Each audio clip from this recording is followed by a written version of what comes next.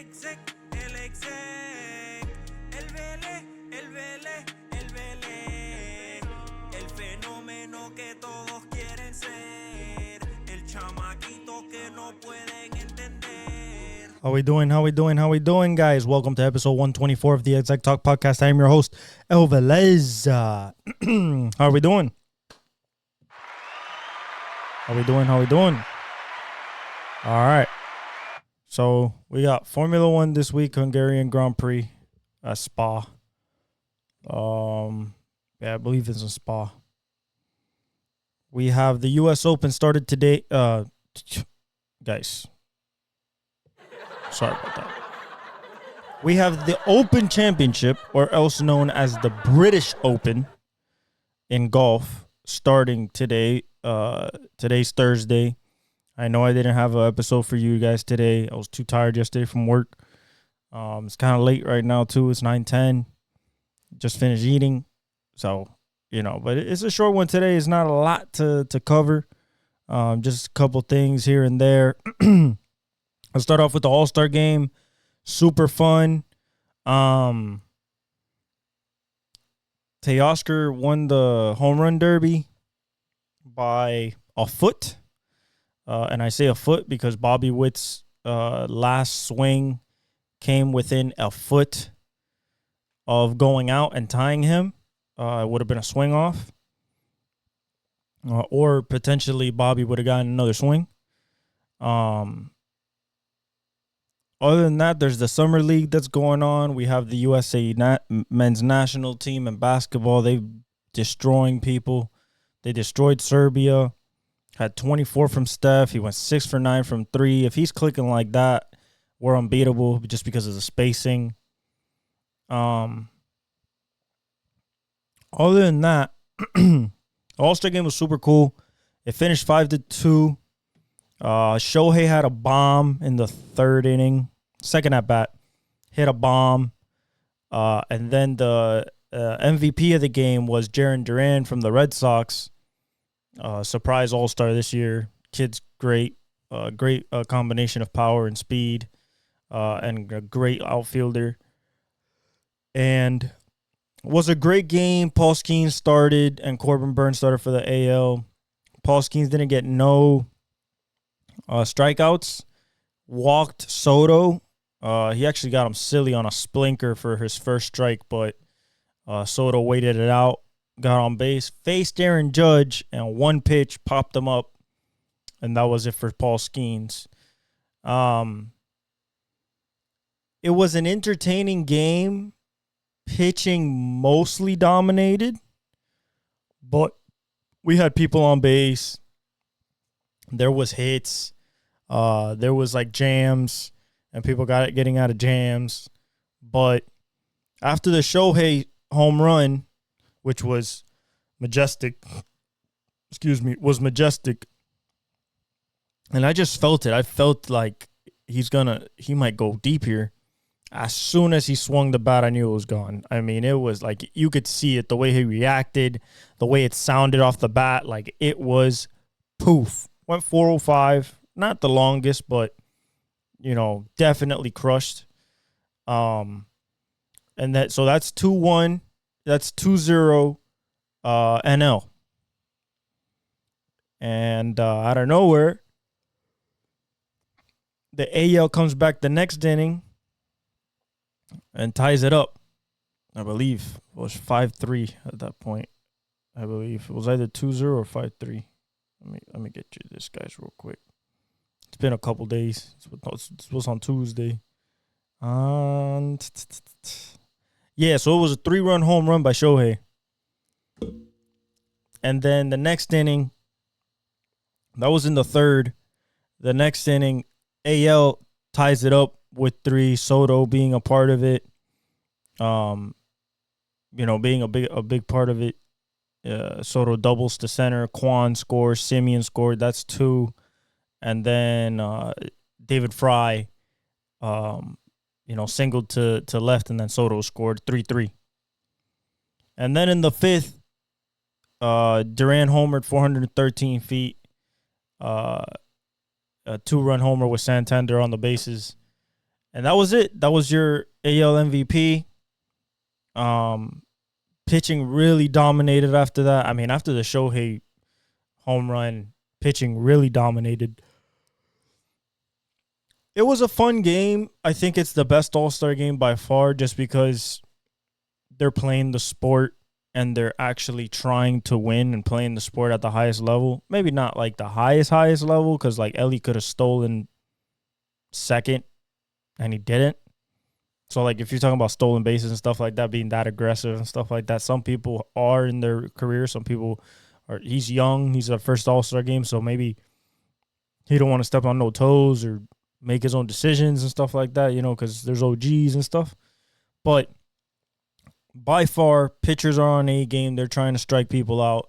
Hitters are trying to hit it out of the park all the time.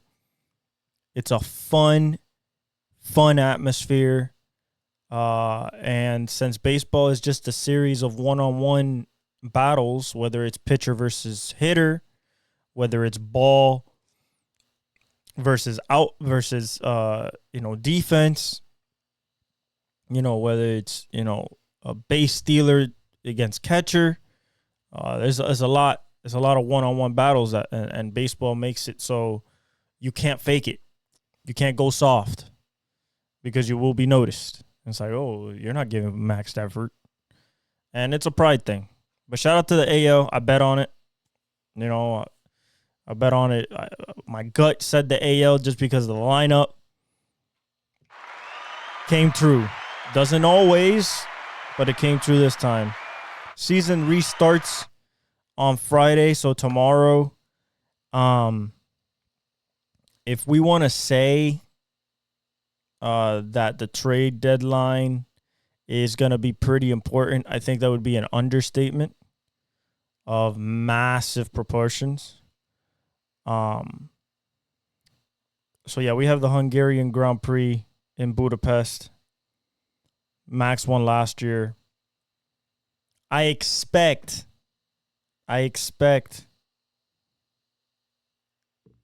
Red Bull to maybe be not super dominant, but like definitely making a push to get back to the number one spot. But also, I also expect, I expect that Mercedes is going to keep the momentum going. And then McLaren is also going to keep the speed going. So it's going to be a good dichotomy between those three teams about who wants to dominate going in to the second half of the schedule. I think Mercedes has something, but I'm not sure if it's, I'm not sure if it's enough to maybe offset and, go over Red Bull if they come with a very, very strong and aggressive car. But I'm going to give the benefit of the doubt to Mercedes because I think they found something. Once again, they'll probably give the best car to George, but I expect Lewis to be fighting as well. All right. The Brickyard 400 is this weekend. The U.S., the British Open, the Open. It's at Royal Troon in Northern Ireland, so in Rory's turf. Rory's not doing too good right now. It's fellow Englishman Danny Brown. Is that his name? Yeah, Danny Brown at -6. Shane Lowry, fellow Irishman, at -5. Justin Thomas at -3. Noren, the Swede, at -2. And Hogard, one of the Hogard brothers, at -2. Big names besides Justin Thomas. We have Justin Rose at 4, tied for 4th at -2. Xander is at -2. Adam Scott the Australian. He's at -1, tied for 11th. Straka, Sepp Straka from Hungary, -1. Brooks is at -1, so he started off slow, but Scotty's at -1, so he's still definitely in the mix. Matt Fitzpatrick at -1, the Open winner from last year no, Fitzpatrick was not the winner last year, was he? Cameron Smith. Matt Fitzpatrick won the U.S. Open last year, I believe. If I get that wrong, my Mingwoo Lee is at even. Tony Finau's at even. And Jordan Spieth is at even. Billy Horschel's at +1. Who is struggling? I want to know. Harmon's at +2. That's a little bit Colin Morikawa +2. Cameron Young +2. Keegan Bradley +2. He's old though. Victor Hovland +4. Lud Overg +4. That's very uncharacteristic of them. Hideki Matsuyama, he's been doing strong, but he's at +4. Bryson DeChambeau +5. Super. And Max Homa, Will Zalatoris, all +5. That's super. So it's being a tough cookie. Like there's only 11 players at 1 under or better. 18 players. No, 11 players. And then there's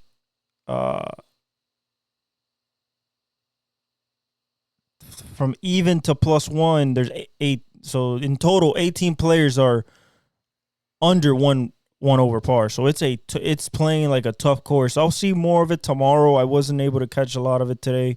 I was working a lot, and I just didn't want to hear it. Golf is the thing I like to watch. But yeah, I think it's gonna be a very nice weekend of golf. All right, little things here that I've bookmarked on my Twitter.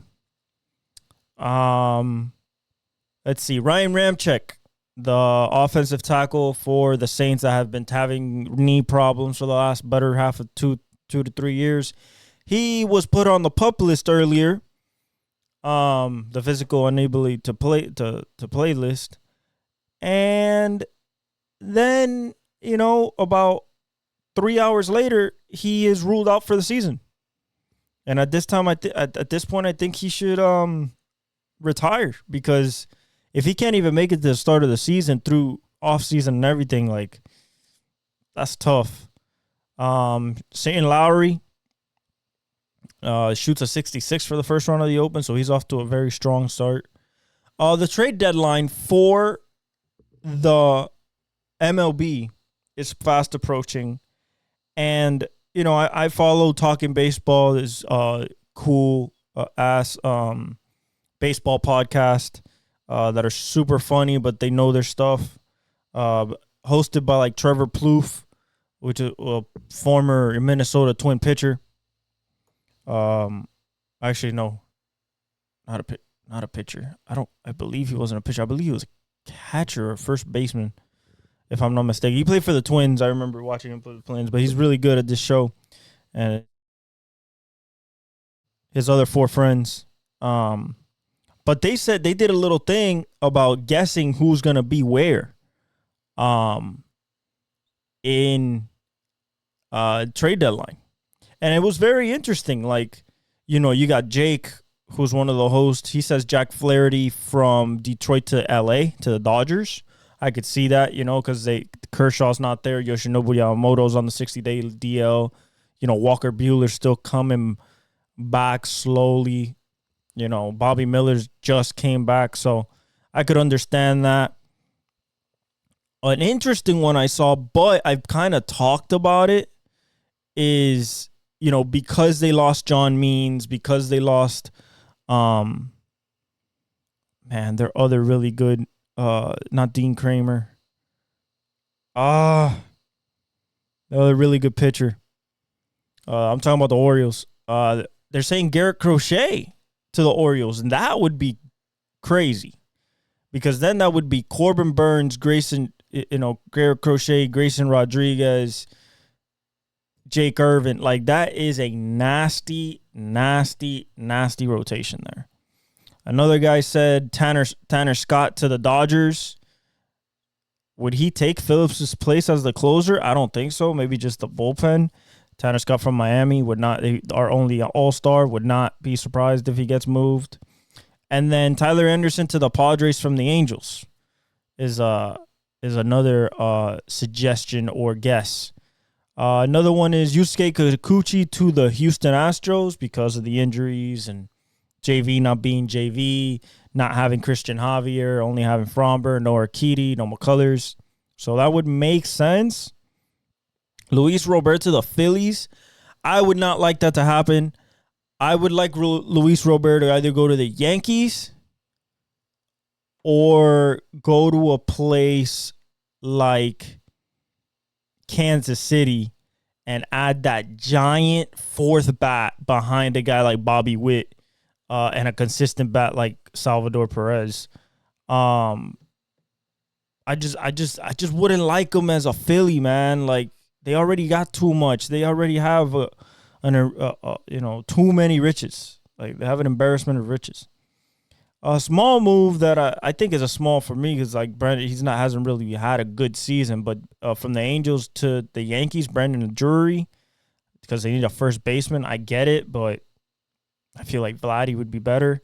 Mason Miller, the Reaper, from the A's to the O's.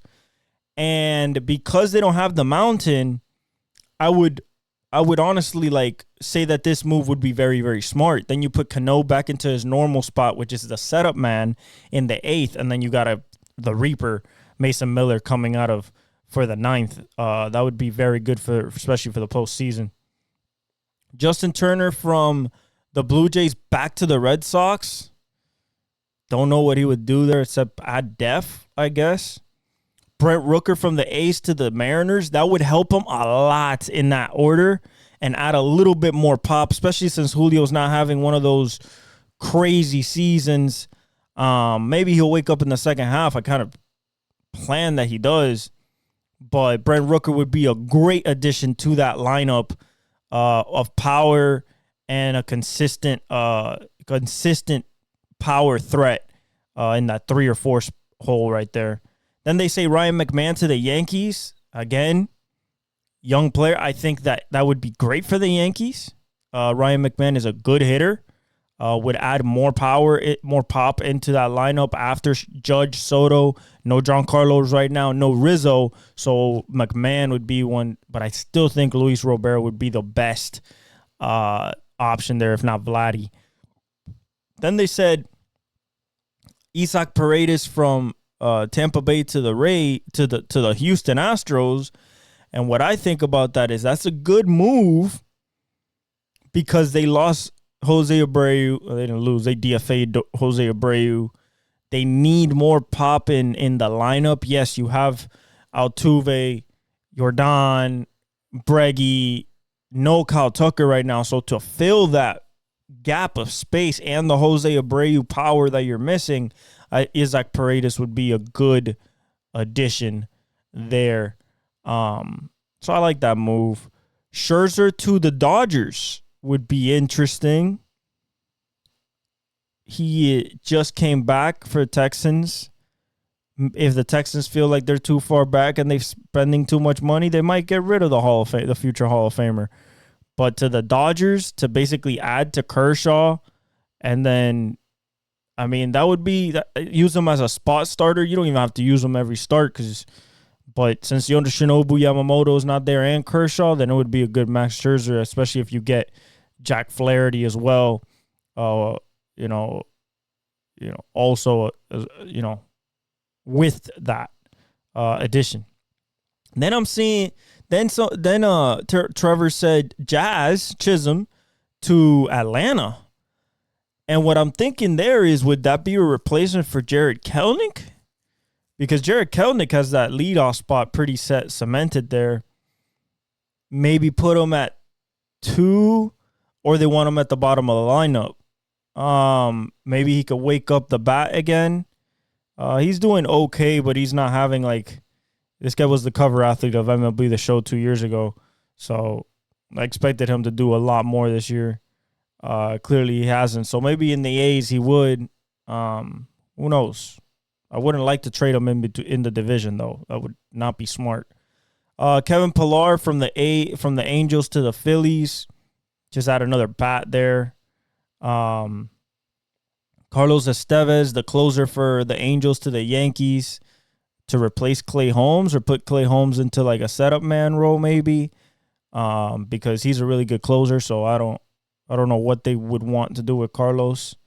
Nathan Eovaldi to the Twins. Now, I do not think nor would understand. Like, I would legit laugh at the Rangers. Like, this is your game 1 World Series starter, the guy who took you through the playoffs and allowed basically nothing. One of the best playoff pitchers of this last kind of era. Big game pitcher, can give you innings. I don't know why they would trade him, but the package must be crazy if they do. But I don't see that happening, especially to the Twins. Michael Kopech from the White Sox to the Yankees. Again, another closer.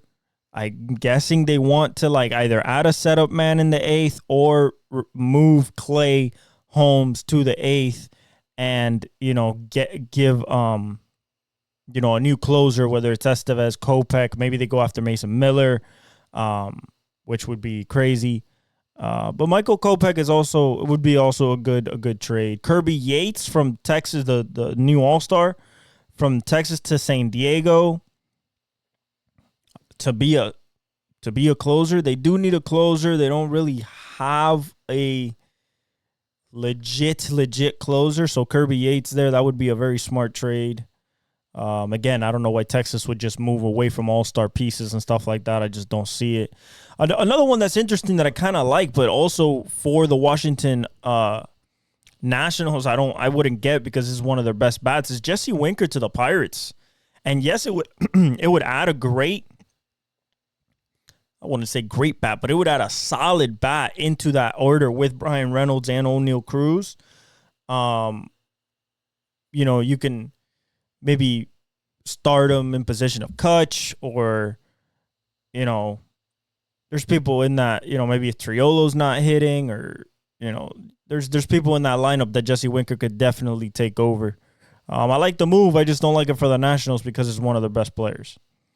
Then we have Eric Fetty, the starter, going to Houston. That would make sense. I think he's a younger player.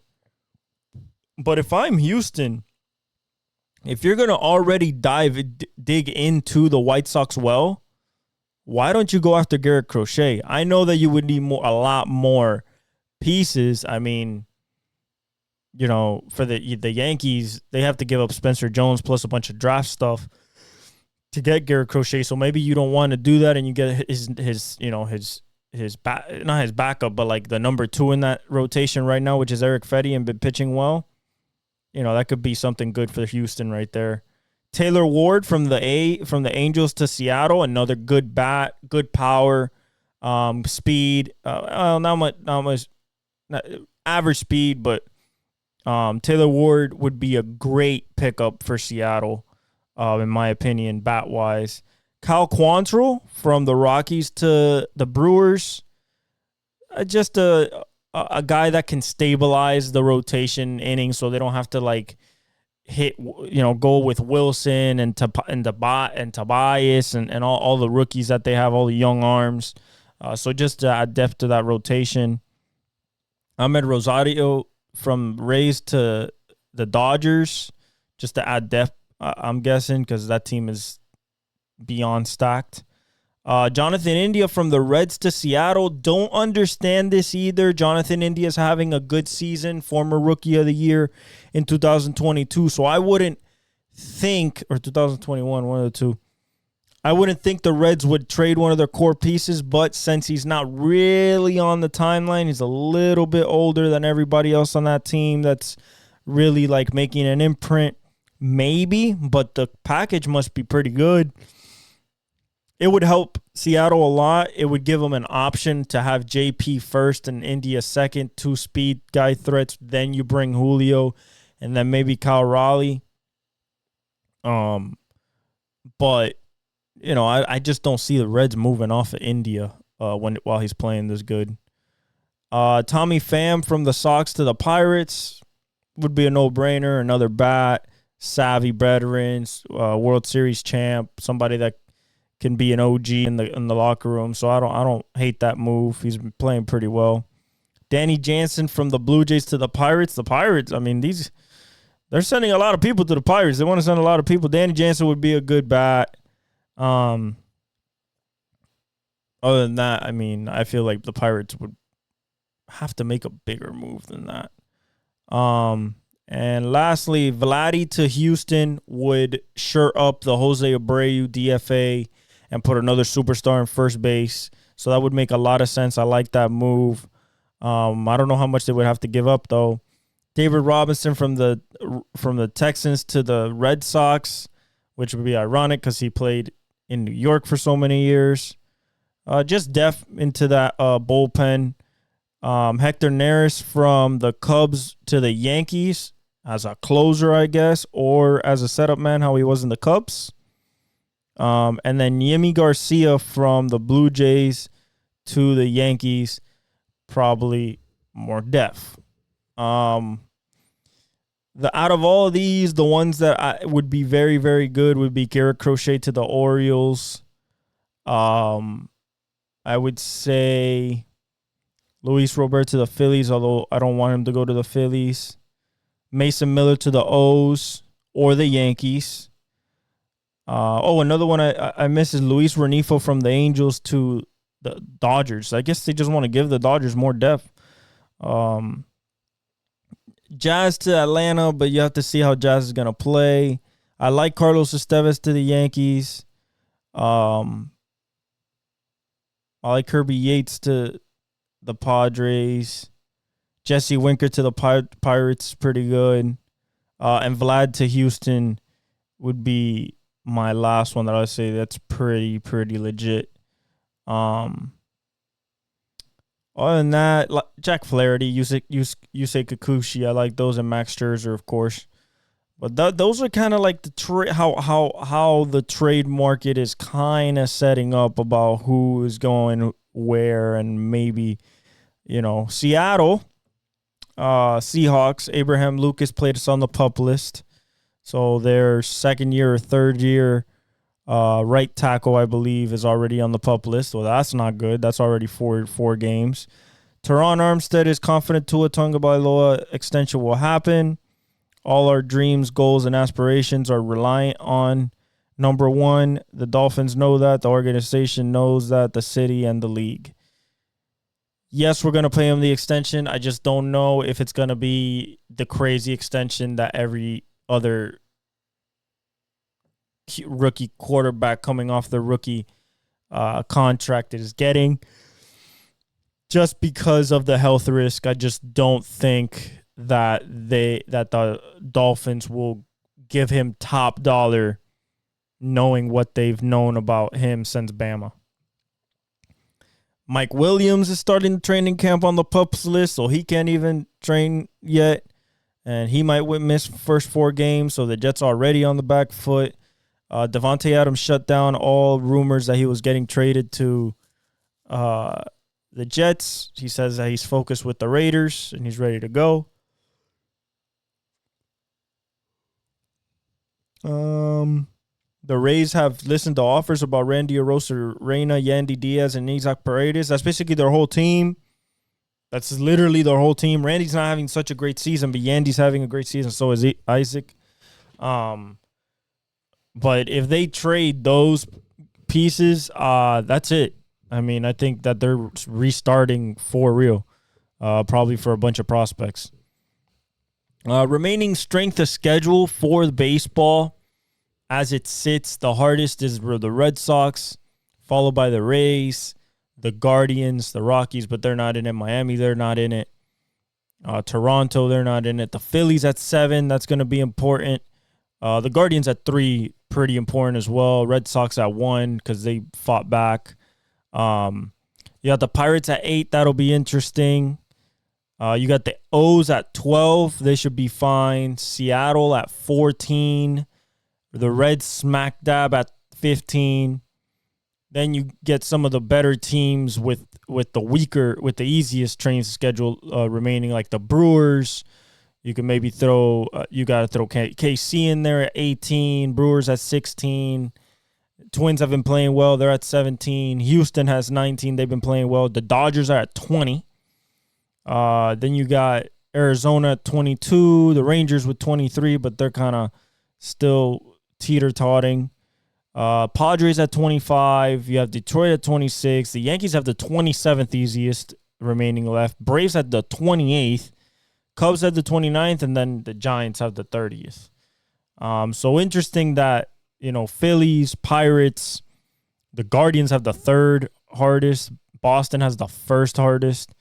And then the Orioles at 12, which I think they'll be fine. But, for the Pirates, Phillies, even the Blue Jays, they're at 6. But Guardians and Red Sox, I think, is going to be interesting to see how they do in the second half with that schedule. They're saying Malik Neighbors is a clone of Jamar Chase. We saw this at LSU. That's what his comparison was coming out of LSU. I'm not at all surprised. What I am going to be very surprised by is if this goes into the season, because Daniel Jones, has to throw him the ball. It's just like the Justin Jefferson effect. Like, it doesn't matter if he's a rookie. He's going to be the best player on the field on your side, and you're going to have to feed him 10, 15, targets a game starting as a rookie. Like, it's just what you got to do. Russell Westbrook got traded to Utah. Utah's going to buy him out, and then he's going to Denver.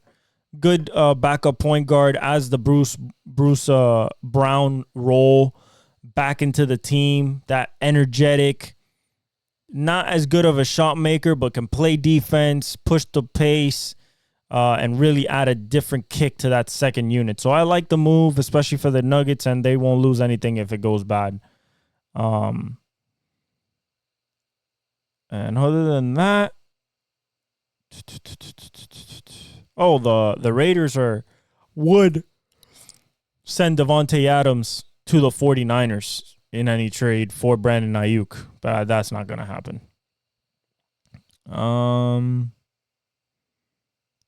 The Orioles and Dodgers have at the top of their shopping list Tarek Skubal.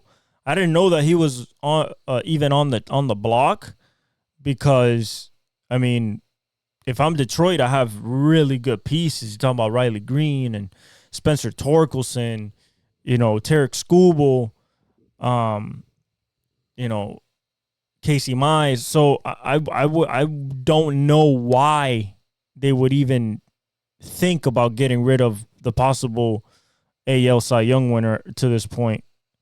But it is the Orioles and Dodgers, and they're trying to make a World Series push on both sides. So that'll be a war for Tarek Skubal, and whoever lands him will have some of the sickest pitching rotation you've ever seen. The Orioles could have 2 Cy Young winners,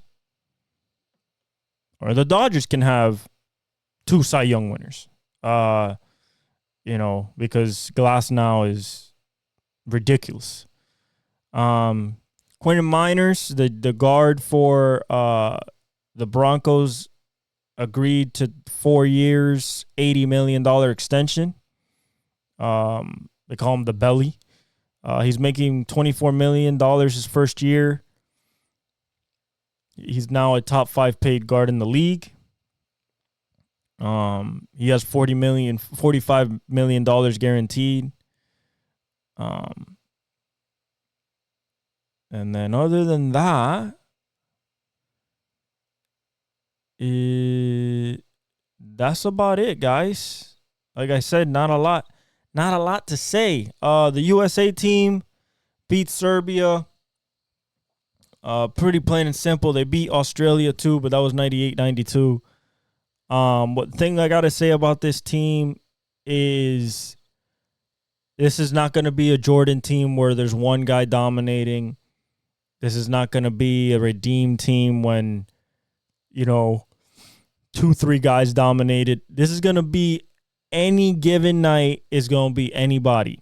Anybody from Steph, it could be LeBron, it could be Tatum, it could be Ant, it could be Embiid, it could be KD, it could be Anthony Davis, Halliburton. Anybody off the bench can get buckets.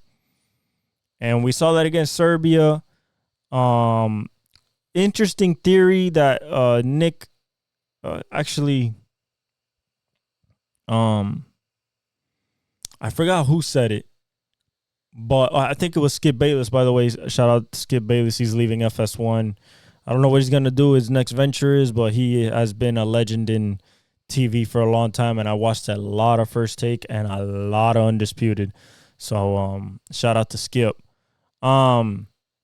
He said, Serbia, played good the first quarter, 28-28, and then they kind of let off the gas because it's an exhibition game, which I get, but at the same time, you cannot. One thing is to okay, we got to stop 2-3 guys. No, you got to stop the whole, you can't stop nobody. Too much space as Steph is hitting his threes. LeBron bullying his way down the floor. You got Bam hitting threes off the bench. AD getting 6 blocks. You got 3 steals by Ant and scoring 16. You don't got nowhere. And that's without Booker going off. That's with no KD. That's, Joel Embiid still playing sluggish. That team is disgusting in every sense of the word. Other than that, guys, that's really about it for this week as we speak. Training camp has started. We'll see who are the hold-ins. We'll see who signs contracts. If anybody gets traded, I doubt it. But now we're going to see if these rookies, how they start showing out at camp. I'm excited to see that. But other than that, I love you guys. Like, subscribe, hit the notification bell, hit the comments, hit the subscribe button.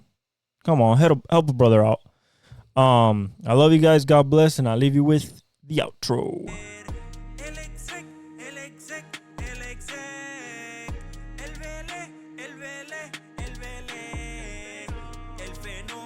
Que todos quieren ser el chamaquito que no pueden entender.